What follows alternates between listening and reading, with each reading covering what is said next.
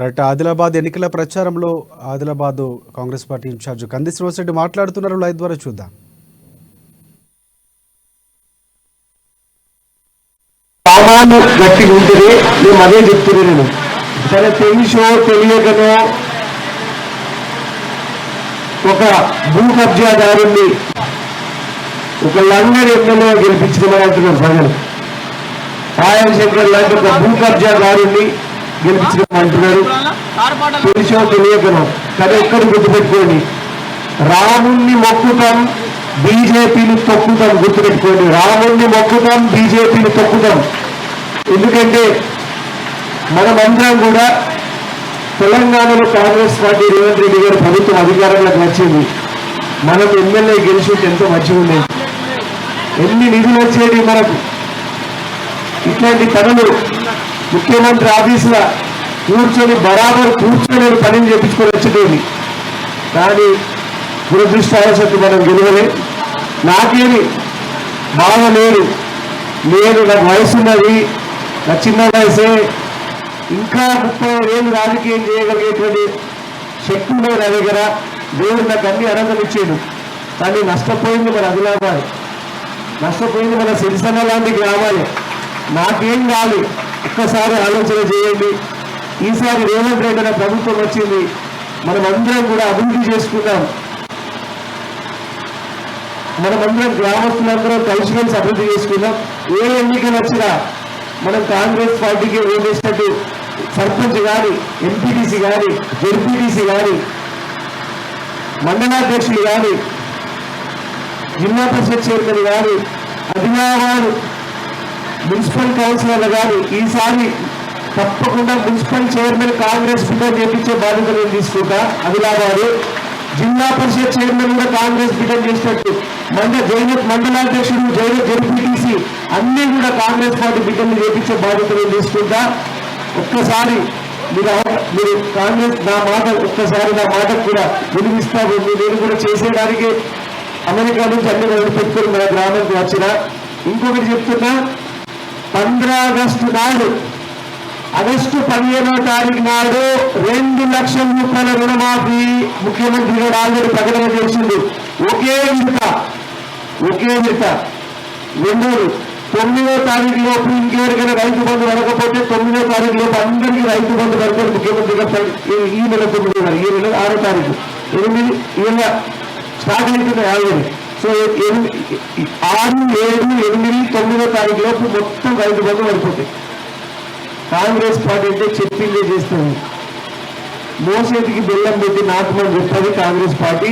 Congress party అంటే గరీబుల party, పేదల party. మళ్ళీ ఇంకొకటి ఏమంటారు, బీజేపీ గెలుపుతున్నట, ఆ 400 సీట్లు గెలుపుతున్నట, బీసీల రిజర్వేషన్ తీసేస్తాడట, ఎస్సీల రిజర్వేషన్లు తీసేస్తాడట, ఎస్టీల రిజర్వేషన్ తీసేస్తాడట, మైనార్టీల రిజర్వేషన్లు తీసేస్తాడట, అందరు రిజర్వేషన్లు తీసేస్తాడట. తాత జాగ్రత్త. మరి తాత జాగ్రత్త కదా. మనలో పేదవాళ్ళు, గరీబోళ్ళు ఇంకా అట్లనే ఉన్నారు. 95% పేదోళ్ళు ఎస్సీ, ఎస్టీ, బీసీ, మైనార్టీ సోదరులే. కాబట్టి రిజర్వేషన్ ఉండాలంటే కాంగ్రెస్ పార్టీకి ఏ ఎన్నికలు వచ్చినా కాంగ్రెస్ పార్టీకి ఓటేయాలని సందర్భంగా తెలియజేస్తున్నా. మీ సిరిసిల్ల గ్రామ అభివృద్ధి కోసం నేను కట్టుబడి ఉన్నా. మీ అందరి ఆశీర్వాదం నా మీద ఉండాలా. మీరు ఈసారి ప్రతి ఒక్క ఓటు సిరిసిల్ల నుంచి కాంగ్రెస్ పార్టీకే పడాలని సందర్భంగా తెలియజేస్తా ఉన్నా. జాయినింగ్ నేను కిందికి వచ్చి జాయినింగ్ చేస్తే కొంచెం వీడియో వాళ్ళ ఫోటో ఈజీగా పడతాయి. తప్పకుండా చిన్న గుర్తుపెట్టుకోండి, కాంగ్రెస్ పార్టీ వస్తేనే గరీబోళ్ళకు మేలు జరుగుతుంది. 10 ఏళ్ళు బీజేపీ ఏం చేసింది లేదు. కాంగ్రెస్ పార్టీ వస్తేనే గరీబోళ్ళకు మేలు జరుగుతుంది సందర్భంగా తెలియజేస్తున్నా. గరీబోళ్ళ పార్టీ, ఎస్సీల పార్టీ కాంగ్రెస్ పార్టీ, ఎస్టీల పార్టీ కాంగ్రెస్ పార్టీ, బీసీల పార్టీ కాంగ్రెస్ పార్టీ, మైనార్టీలు పార్టీ కాంగ్రెస్ పార్టీ. మీ అందరి ఆశీర్వాదం కోరుకుంటూ మీ దగ్గర సెలవు తీసుకుంటాను. జై కాంగ్రెస్. చేతు గుర్తుకేమో, జై ఆదిలాబాద్, జై సిరిసిల్ల, జై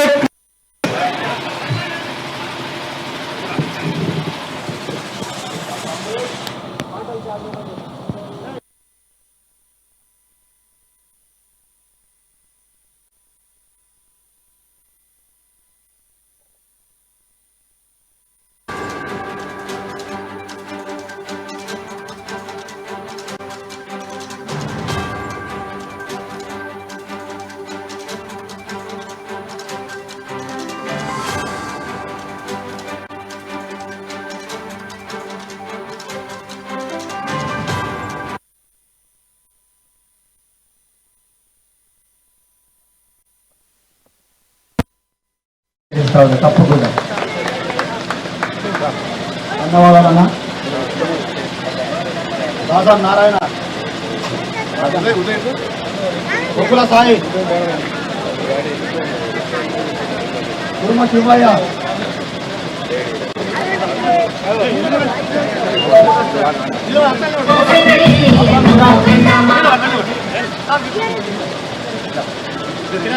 జమీర్ ఖాన్,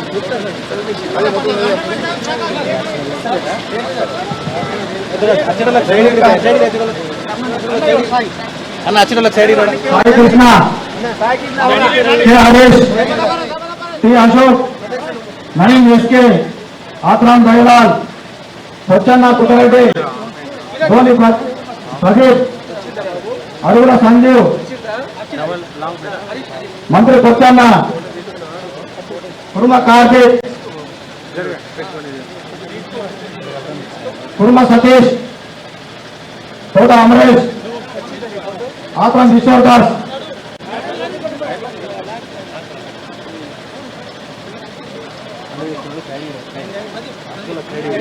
కుర్మ రాజు, సలీం ఖాన్,